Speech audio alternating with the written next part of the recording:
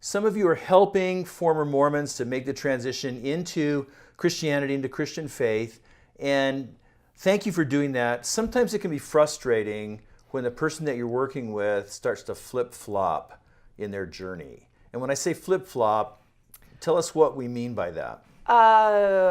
Every other week, they're in the LDS chapel. The other 2 weeks, they're in the Baptist.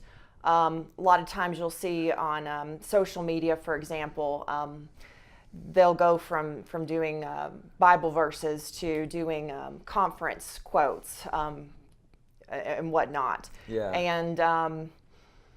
And that's normal. Yeah, you think You they're know? making progress, and Yeah. you're really encouraged, and suddenly you see, oh my gosh, Yeah. what's going on? Yeah. So really, I expect it now. it's good to understand that, to really It's normal. realize that it's pretty normal, right? Very normal. Yeah. Yeah. It's going to happen. Don't So get discouraged. adjust our expectations accordingly, Mm-hmm. that it's not just you, it's it's a It's the pretty process. common part of the process. Well, what are some reasons why it's kind of normal, why it's kind of be expected for a person on this journey to kind of waver back and forth at times? Well, I think there's a lot of factors involved. There's the pull of the family, Oh, sure. what they've been. They're surrounded by their friends that Right. are likely mainly LDS. So they've got mainly LDS family and friends. Yeah.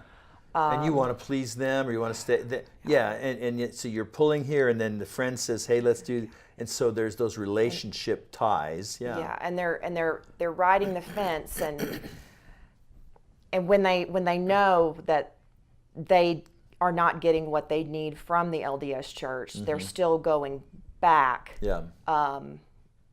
and that's okay. Yeah. Don't give up hope. Right. Always be there for them, because Yeah. they'll come back around. Yeah. But it's their culture, their family, friends. It's what they know, right? Yeah. It's what's comfortable for them. Yes. That it's their identity in the past, especially if they grew up in the church. And so, nobody changes their identity in an instant. And nobody moves from one cultural setting to another cultural setting in an instant. And so, yeah, there's going to be ties. There's going to be things. I talk to people who've left Mormonism. A lot of times I hear people say, I just really miss that aspect of Mormon life. I really miss the potlucks, or I really miss the genealogy, or whatever I it hear that a is. lot too. Yeah. And so that's one of the reasons why we're not really surprised No. when people feel a pull, back to it again. I think that's just human nature. Yeah. Yeah. Yeah.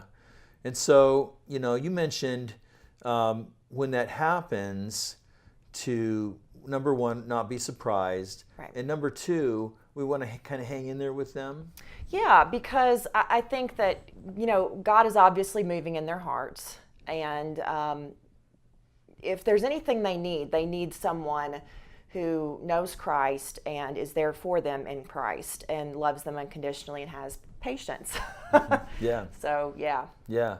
Don't give up on them. Don't give up. So that means I have to figure out what to say, when to say it, how to say it, if I need to give them a nudge, or just ask a question, or just be available. I think, yeah, and I think being available is the main thing, Ross, to be honest with you.